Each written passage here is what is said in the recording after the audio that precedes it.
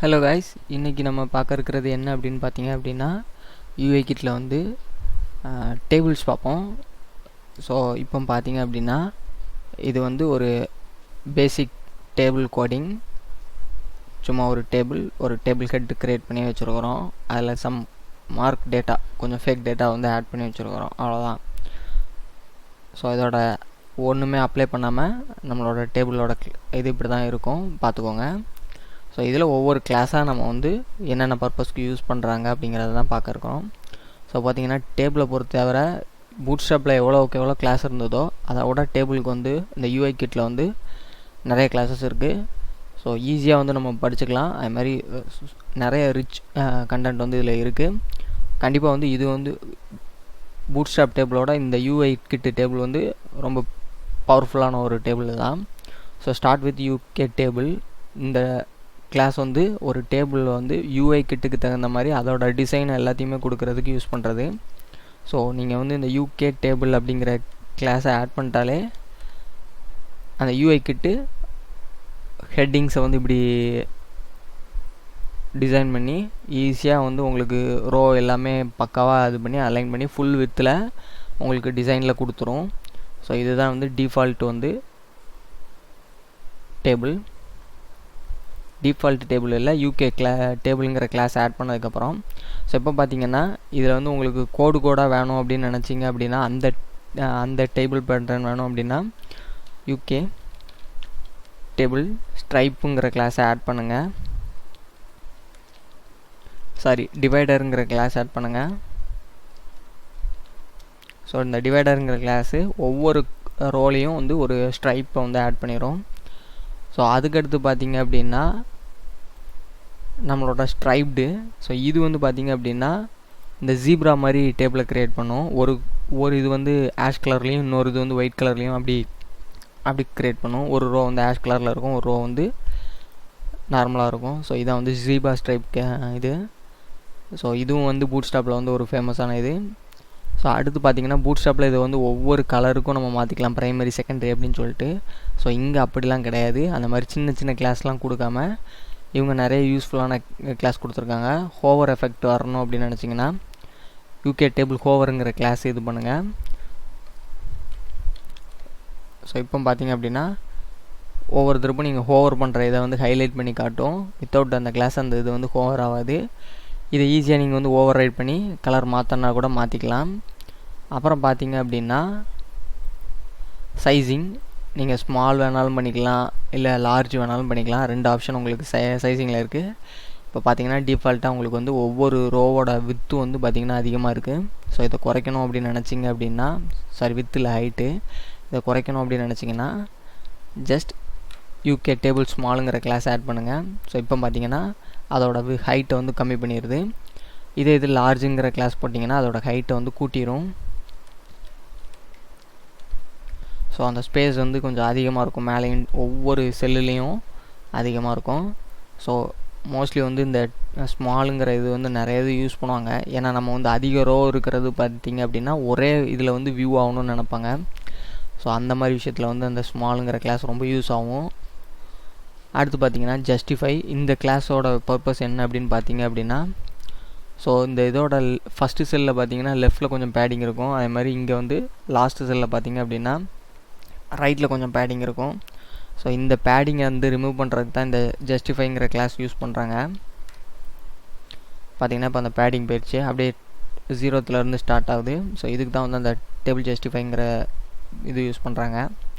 அடுத்து பார்த்திங்கன்னா table middle. So இது வந்து ஒரு முக்கியமான இது. இப்போ பார்த்தீங்க அப்படின்னா ஸோ ஈச் செல் இதில் வந்து ஆக்சுவலாக டிஃபால்ட்டாகவே வந்து அது மிடில் இருக்குது. இப்போ ஒரு நிமிஷம் போகிறேங்க, நான் உள்ளே போய்ட்டு ஒரு இதில் சேஞ்ச் பண்ணிக்கிட்டேன். இப்போ வந்து இந்த கம்பெனிங்கிற இடத்துல வந்து லோரம் 100ன்னு ஆட் பண்ணிக்கிட்டேன். 100 ஃபாண்ட் வேர்டு இருக்கிற மாதிரி ஒரு டெக்ஸ்ட் ஆட் பண்ணிக்கிட்டேன். இப்போ பார்த்தீங்க அப்படின்னா இது எந்த இடத்துல இருக்கணும் அப்படிங்கிறது வந்து கன்ஃபியூஸ் ஆகிடுது. ஸோ அப்போ வந்து நீங்கள் வந்து என்ன செய்யலாம் அப்படின்னா எக்ஸாக்டாக அந்த டிடிலேயோ இல்லை மொத்தத்துலேயோ என்ன செய்யலாம்னா யூகே டேபிள் மிடிலுங்கிற இதை யூஸ் பண்ணிங்க அப்படின்னா அது மிடிலில் வந்து அந்த இதை அலைன் பண்ணிடும். ஸோ அதுக்கு தான் வந்து இப்போ பார்த்தீங்க அப்படின்னா இதுக்கு வந்து மிடில் இல்லை ஆக்சுவலாக. ஸோ ஸோ இப்போ நான் அதை மொத்தத்துக்கும் அப்ளை பண்ணுற மாதிரி நான் அந்த டேபிள் டேக்கில் ஆட் பண்ணுறேன். இப்போ பார்த்திங்க அப்படின்னா எக்ஸாக்டாக எல்லாமே வந்து மிடில் இருக்கணும் நம்ம சைஸிங்க்கு ஏற்ற மாதிரி. ஸோ அதுக்காண்டி தான் இந்த இது யூஸ் பண்ணிகிட்ருக்காங்க. ஸோ நான் அதை அப்படியே இது பண்ணிக்கிட்டேன். உங்களுக்கு இப்போ புரிஞ்சிருக்கும்னு நினைக்கிறேன். இன்கேஸ் வந்து உங்களுக்கு இது வித்து இதில் வந்து மாற்றம் ஏற்பட்டுச்சு அப்படின்னா அது வந்து மிடில் இருக்காது. ஸோ அதை வந்து மாற்றுறதுக்கு தான் அந்த மிடிலுங்கிற கிளாஸ் வந்து யூஸ் பண்ணிக்கிட்டு இருக்காங்க. அடுத்து பார்த்திங்க அப்படின்னா overflow auto and UK table responsive. So இது ரெண்டுமே வந்து பார்த்திங்க அப்படின்னா ரெஸ்பான்சிவ்னஸ்க்காக அந்த டேபிளை கொடுக்குறது. ஃபார் எக்ஸாம்பிள் இப்போ பார்த்திங்க அப்படின்னா வெயிட் மினிட். ஸோ என்ன பண்ணுறேன் அப்படின்னா ஜஸ்ட் இன்னும் ஒரு டேக் யூஸ் பண்ணிக்கிட்டேன் கண்ட்ரி. அது மாதிரி பார்த்திங்க அப்படின்னா எல்லாத்துலேயுமே அதை இன்னொன்று ஆட் பண்ணிக்கிட்டேன் சும்மா ஒரு பர்பஸ்க்கு தான். ஸோ நம்ம வந்து ரெஸ்பான்சிவில் எப்படி இருக்குது இந்த டேபிள் அப்படின்னு பார்க்கறதுக்கு தான். ஸோ டிஃபால்ட்டாக பார்த்திங்க அப்படின்னா இதை இப்போ அப்படியே மொபைல் வியூவுக்கு பார்த்துவோம். பார்த்திங்க அப்படின்னா இதை அப்படியே நான் ஷ்ரிங்க் பண்ணிட்டு வரேன். பார்த்திங்கன்னா சைஸு குறைய அப்படியே உங்களுக்கு வந்து ஒன்றுமே இல்லாமல் ஆயிடுது அந்த டேபிள். ஸோ இது இப்படி இருக்கக்கூடாது. நமக்கு சின்ன ஸ்க்ரீனாக இருந்தாலும் அந்த டேபிள் வந்து நமக்கு தெரியணும். அந்த மாதிரி பர்பஸ் வந்து என்ன செய்யணும் அப்படின்னா ஜஸ்ட் வந்து டேரெக்டாக அந்த டிவ்வுக்கு மேலே போய்ட்டு இந்த டேபிளுக்கு மேலே போய்ட்டு ஒரு டிவ் இது பண்ணுங்கள். ஸோ டிவ் அதுக்கு முன்னாடி பார்த்தீங்க அப்படின்னா இதை முதல்ல எடுத்து விட்ருங்க.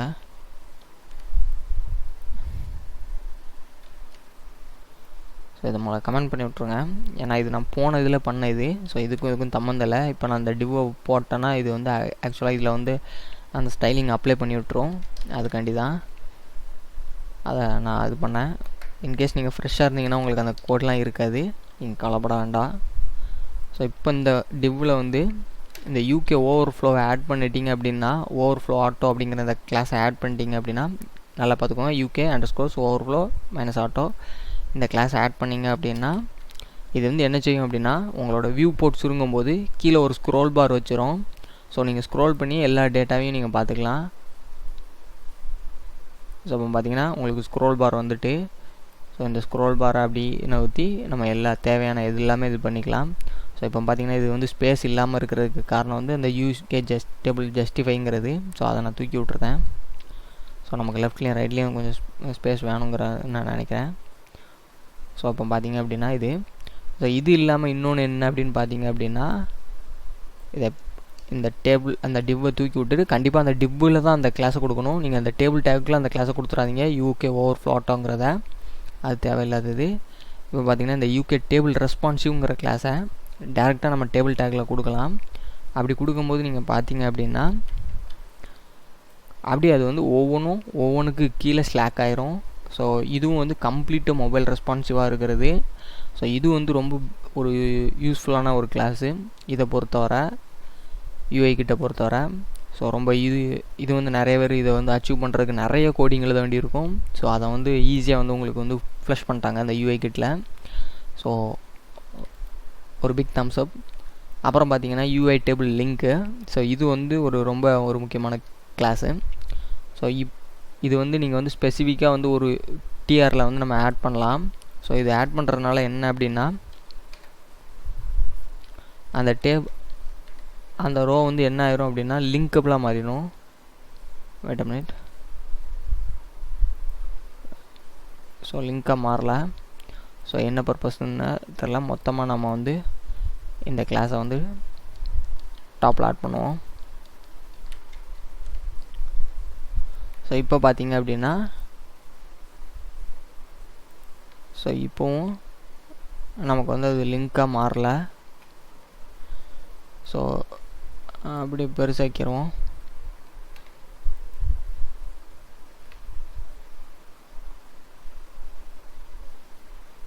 So nothing is changed.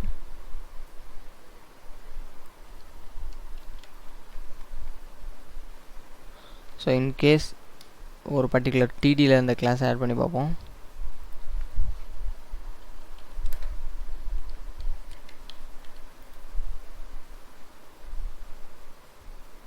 Knob.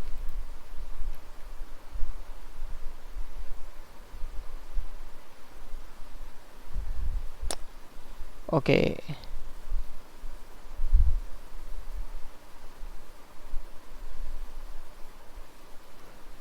O okay okay okay. So in case நீங்கள் ஏதாவது இதுக்குள்ளே லிங்க்கு கொடுக்கணுன்னு நினச்சிங்க அப்படின்னா நீங்கள் வந்து அந்த லிங்க்குங்கிற கிளாஸ் ஆட் பண்ணிவிட்டு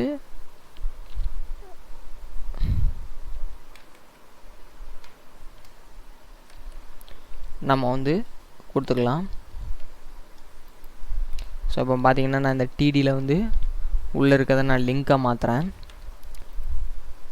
ஸோ இப்போ பார்த்தீங்க அப்படின்னா அதை வந்து லிங்காக மாற்றிட்டு, ஸோ என்டையர் ரோவையும் அந்த என்டையர் செல்லையுமே வந்து நமக்கு வந்து லிங்காக மாற்றிட்டு, பட் இது எனக்கு இப்படி லிங்க்கில் இருக்கக்கூடாது, நார்மலாக இந்த இதில் இருக்கிற டிசைன்லேயே இது வேணும் அப்படின்னு நினச்சிங்க அப்படின்னா ஜஸ்ட் அதில் வந்து அந்த லிங்க்கில் வந்து யூகே லிங்க் ரீசெட்டுங்கிற கிளாஸை ஆட் பண்ணுங்கள்.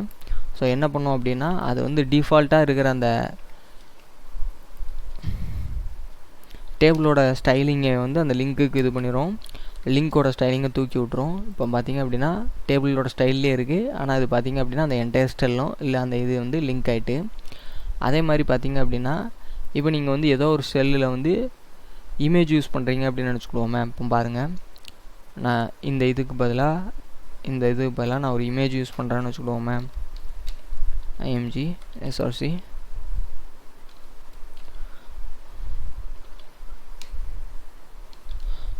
ஸோ நம்மளோட அந்த ஆட்டோமேட்டிக்காக இமேஜ் இது பண்ணுற URL நான் எடுத்துக்கிட்டேன். ஸோ இது வந்து என்ன செய்யணும்னா ஒவ்வொரு ரிஃப்ரெஷ்க்கும் ஒரு இமேஜ் இது பண்ணோம். ஸோ இதில் வந்து இந்த பேராமீட்டரில் வந்து சிம்பிளாக வந்து 115 ஹைட் வித்து கொடுக்குறேன். ஆக்சுவலாக இதை பொறுத்தவரை இந்த UI கிட்ட பொறுத்தவரை எல்லா இமேஜுமே ரெஸ்பான்சிவாக இருக்கும். ஸோ இப்போ பார்த்தீங்கன்னா 150.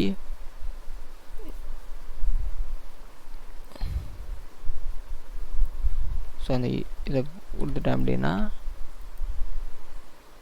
ஸோ மினிமம் ஏதாவது ஒரு வித்து கொடுக்கணும். ஸோ 300/300ன்னு கொடுத்துருக்கேன். ஸோ இது பார்த்திங்கன்னா ரெஸ்பான்சிவ். இப்போ நான் இதை அப்படி சுருக்கிக்கிட்டே வரேன்னு வச்சுக்கோங்களேன்.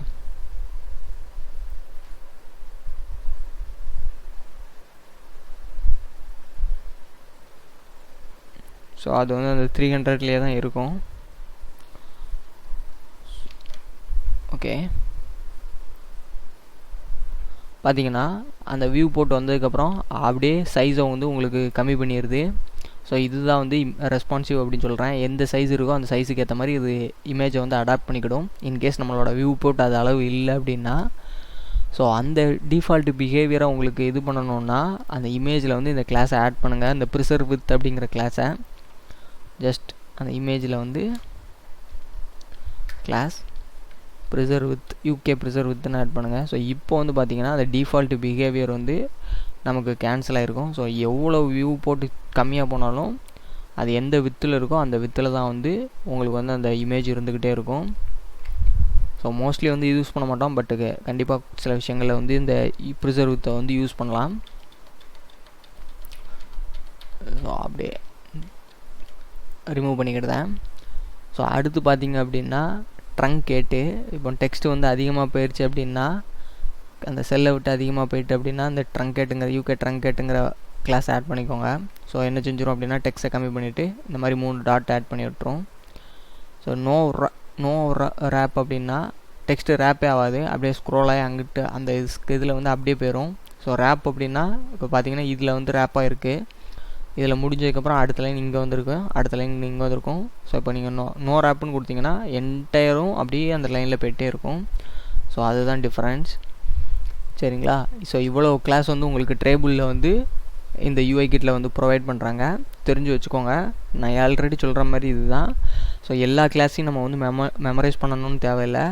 ஜஸ்ட் வந்து இதோட பர்பஸ் என்னன்னு தெரிஞ்சுக்கிட்டு அப்படின்னாலே ஜஸ்ட் உங்களுக்கு டேபிள் வேணும் அப்படின்னா இந்த ரெஃபரன்ஸ் வெப்சைட்டோட டாக்குமெண்ட்டை வந்து நீங்கள் ரெஃபரன்ஸ் வச்சுக்கிட்டு வந்து அப்படியே அந்த கிளாஸை வந்து அப்படியே காப்பி பண்ணி போட்டுற வேண்டியது தான். இந்த CSS ஃப்ரேம் ஒர்க்ஸில் வந்து இது வந்து மிகப்பெரிய இது. ஸோ ஏதாவது பிரச்சனை வந்துச்சு அப்படின்னா ஓகே இதனால தான் இந்த பிரச்சனை, இந்த கிளாஸ்னால தான் இந்த பிரச்சனை வருது அப்படிங்கிறது உங்களுக்கு தெரியும். ஸோ நம்ம அந்த கிளாஸை மட்டும் சேஞ்ச் பண்ணிட்டாலே போதும். ஸோ அப்படி தான் படிக்கணும் இந்த சிஎஸ்எஸ் ஃப்ரேம் ஒர்க்ஸ் எல்லாம். That's it.